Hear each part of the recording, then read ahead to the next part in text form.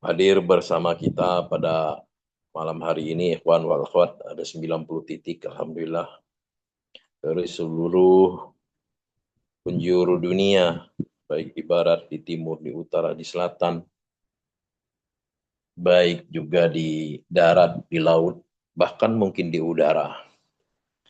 Kita bersama dengan orang-orang yang sudah tidak tidur, kata pengesah Abah.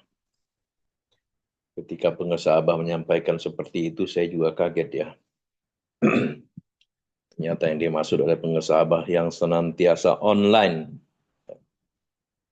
Secara hakiki, online kita selalu ingat kepada Allah. Dimanapun, kapanpun, sedang apapun. Alhamdulillahilladzi faddalana ala katsirin min ibadil mu'minin. Hadirin ikhwan wal akhwat rahimakumullah. Bulan Safar itu hurufnya cuma 3. Bulan Safar hurufnya cuma 3. Sod, fa, dan ro. 3 huruf, ya, 3 huruf disampaikan oleh Kiai dalam khidmat ilmiah hanya 3 kali pertemuan. Sedangkan kita selama sebulan penuh harus menyampaikan itu. Kita online-nya setiap waktu. Pagi, subuh, pagi jam 8, kemudian malam sehari 3. Sudah sehari seharusnya sudah selesai itu ya. Tapi kita 30 hari. Gitu. Dan menjadi rujukan utama kita kitab Padoilus Suhur. Makanya saya teringat kata pengesah Abah, sampai habis kiainya, ilmu Allah itu tidak akan pernah habis untuk dikupas, untuk dipelajari, untuk ditelaah, untuk ditadabburi. Ya. Alhamdulillah, pengesah Abah telah membuat tuntunan buat kita semua, kitab Padoilus Suhur. Bukan hanya untuk kiai itu, tapi untuk para ikhwan. Ya. Sebagaimana pernah saya sampaikan di Madrasah Sirna Rasa, kalau nggak bisa baca Arabnya, bahasa terjemahnya. Kalaupun nggak sempat dibaca, bawa-bawa aja kitabnya. Karena itu adalah karomah. Dan kata pengesah Abah tepuk tangan tuh ya. Dan pengesah Abah langsung menunjuk ke ikhwan di depan. Ini semua, sambil dari kiri ke kanan gitu, ini semua adalah hasil baca. Masya Allah. Jadi, kalau kita ingin mengikuti sunnah guru agung kita, pengesah Abah itu rajin membaca. Ya, rajin membaca. Kalau kita sering lihat pengesah Abah itu, ya, di samping-samping beliau itu banyak buku, banyak kitab. Ketika waktu-waktu tertentu pengesah Abah baca kitab, ya, baca, intinya baca. Kan perintah pertama dalam Al-Quran, wahyu Allah, iqra, baca, membaca. Kata pengesah Abah, kalau menulis sudah pasti baca. Kalau baca belum tentu menulis. Nah, kalau kita ingin ikuti sunnah beliau, beliau juga sangat produktif dan menulis. Menulis buku, menulis kitab. Semoga kita dibisakan, dimampukan. Ya. Kalaupun nggak bisa baca, sami'na, watokna, kita dengar. Kita. Kalau nggak baca, dengerin aja. Enak ya.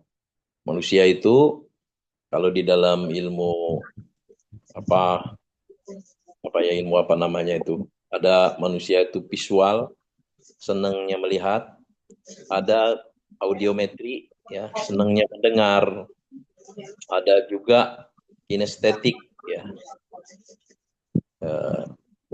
senangnya merasa, gitu.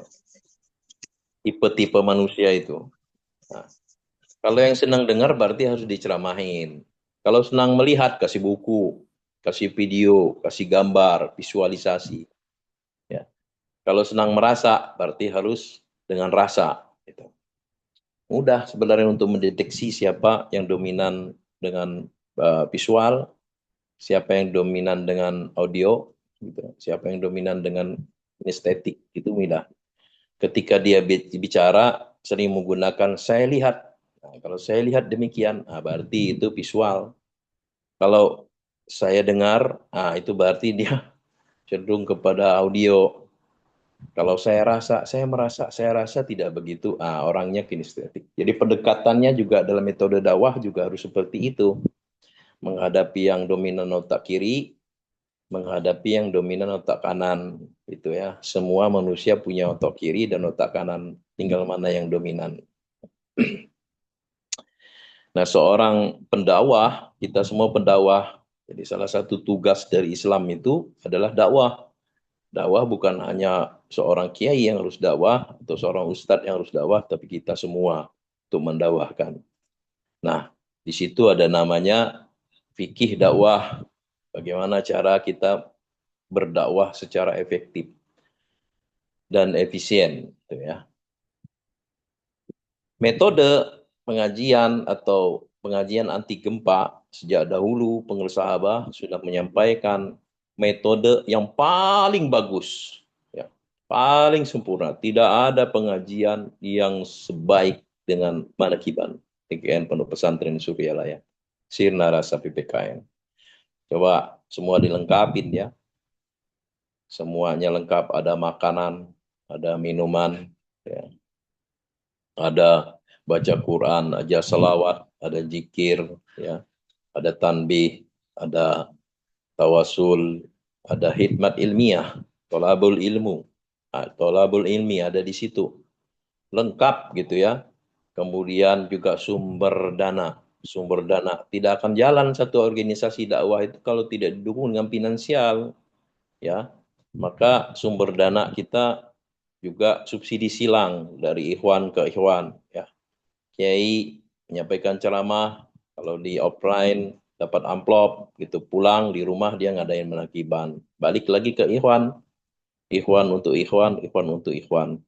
Manakib online internasional juga demikian, tidak akan jalan kalau tidak didukung oleh dana, ya.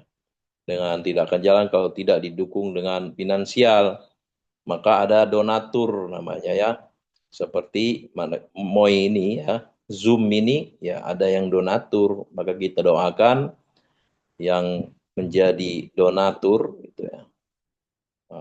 Semoga rezekinya ditambah oleh Allah Subhanahu wa taala, berlimpah-limpah keberkahannya, mudahkan segala urusannya dunia dan akhirat, dikabulkan segala hajatnya. Semua bukan hanya yang menjadi fasilitator untuk Zoom, ya, aplikasi Zoom, tapi juga yang ikhwan yang menjadi pemangku manakib dalam manakib online internasional yang telah menginfakkan sebagian hartanya untuk pelaksanaan menjaga kontinuitas atau keistiqomahan dari pelaksanaan manakib online internasional ini, ya.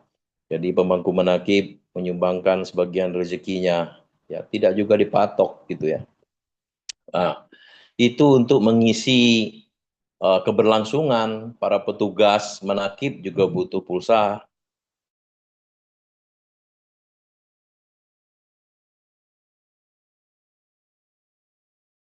Ikhwan ke ikhwan, dari ikhwan ke ikhwan, untuk ikhwan, dari ikhwan untuk ikhwan. Ya.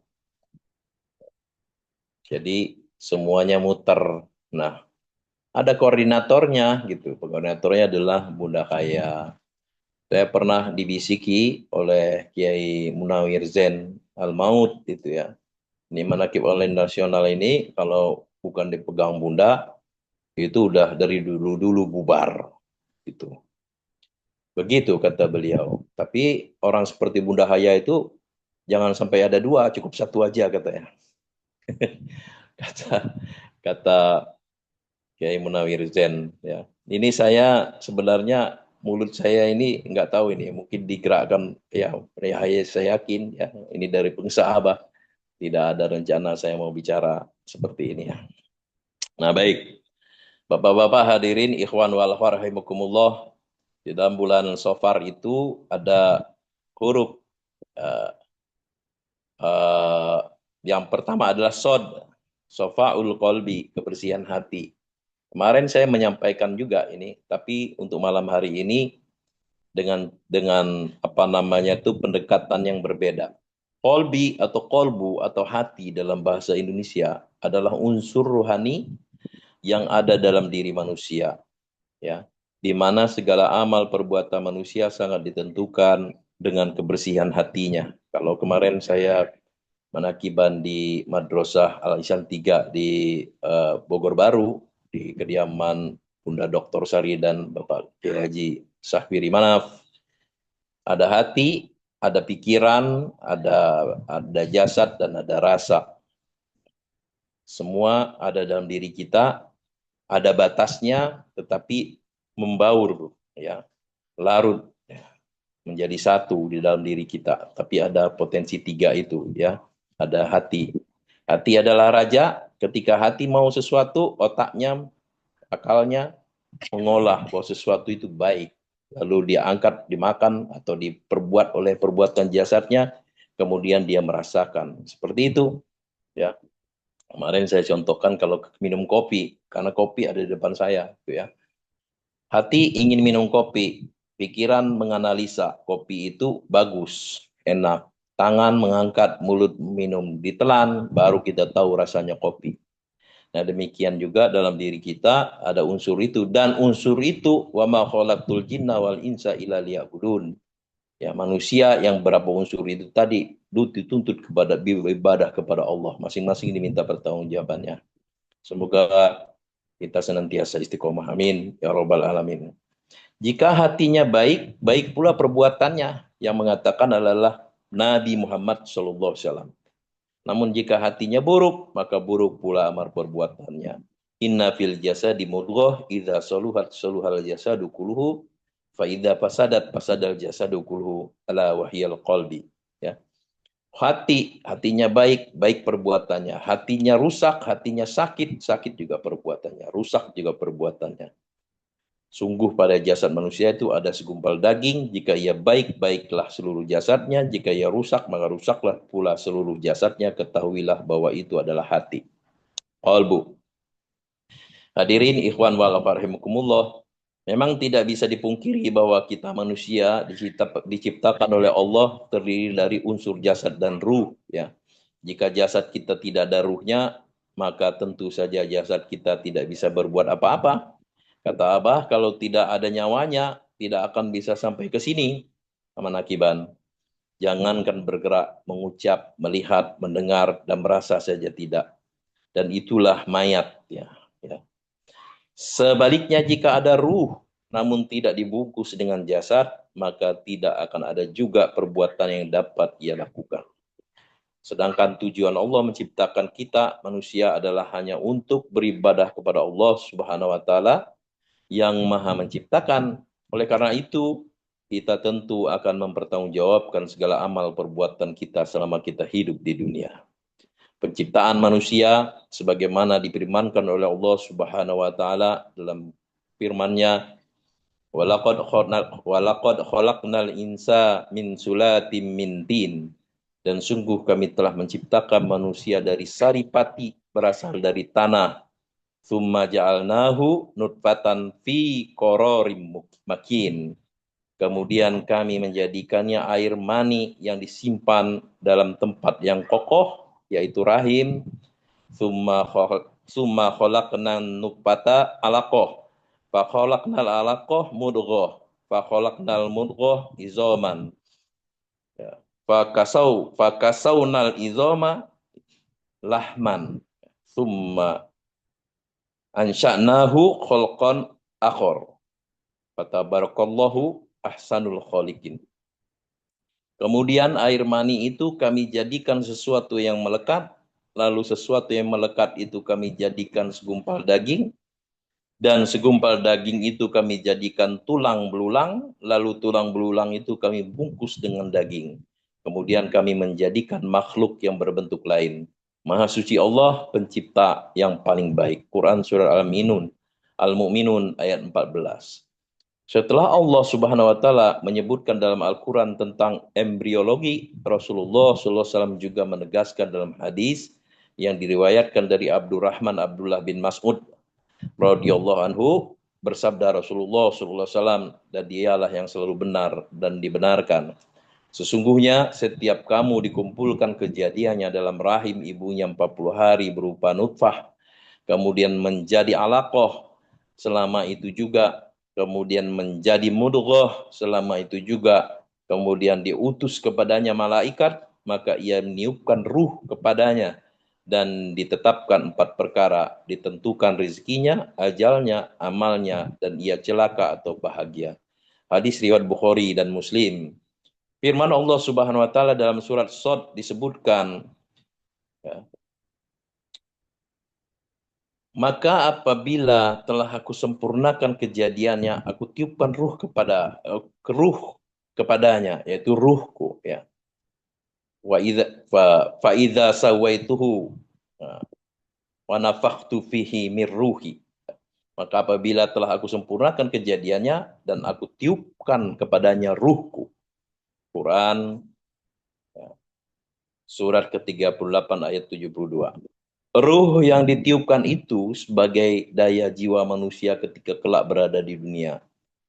Tidak hanya di situ, Tuhan pun mengajak, ya, dialog untuk meneguhkan keyakinan manusia. Allah Subhanahu wa taala berfirman, bukankah aku ini Tuhanmu? Mereka menjawab, betul, kau Tuhan kami. Kami menjadi saksi. Bala syahidna. Oleh hal ini, agar di hari kiamat kamu tidak mengatakan sesungguhnya kami, Bani Adam, adalah orang-orang yang lupa terhadap hal ini. Quran surat ke-7 ayat 172.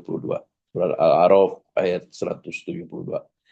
Hadirin ikhwan wal akhwat rahimakumullah. Oleh karena itu, sangatlah penting kita membersihkan jiwa kita agar hati kita bersih. Sehingga dengan hati yang bersih itu, maka segala ucapan dan perbuatan kita semuanya menjadi baik. Muncul akhlak yang mulia, kasih sayang kepada makhluk, sabar, pemaaf, pemurah, hormat kepada orang yang lebih tinggi dari kita, baik dohir maupun batin. Sayang kepada yang lebih muda, perhatian kepada orang yang ada di bawah kita. Karena mereka jadi fakir miskin itu bukanlah kehendak sendiri, melainkan itulah kodrat Tuhan, Allah Subhanahu wa taala. Sehingga kita menjadi rahmat bagi semesta alam. Wa nafsi wa ma sawaha qad aflaha man zakaha wa qad khaba man dasyaha. Demi jiwa yang telah menyempurnakan ciptaannya, sungguh beruntung. Demi jiwa serta penyempurnaan ciptaannya, sungguh beruntung orang yang mensucikan jiwanya, dan sungguh rugi orang yang mengotori jiwanya. Hadirin, ikhwan wal akhwat rahimakumullah, bagaimana cara kita membersihkan jiwa itu? Dalam sebuah hadis Rasulullah SAW bersabda, likulli syai'in sikolatun, wa sikolatul qulub zikrullah. Setiap sesuatu itu ada pembersihnya, sedang pembersih hati ialah zikir kepada Allah. Zikrullah sifaul qulub. Zikir kepada Allah itu adalah obat penyakit hati. Sebagaimana firman Allah Subhanahu wa taala yang saya kutip dalam mukadimah tadi, a'udzubillahi minasyaitonirrajim, ya ayyuhan nas qad ja'akum mau'izatum mir rabbikum wa shifaa'an lima fis sudur wa hudaw wa rahmatul lil mu'minin.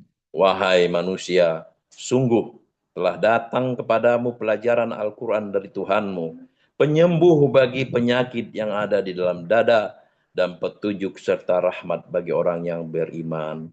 Alhamdulillahilladzi faddalana ala katsirin min ibadihil mu'minin.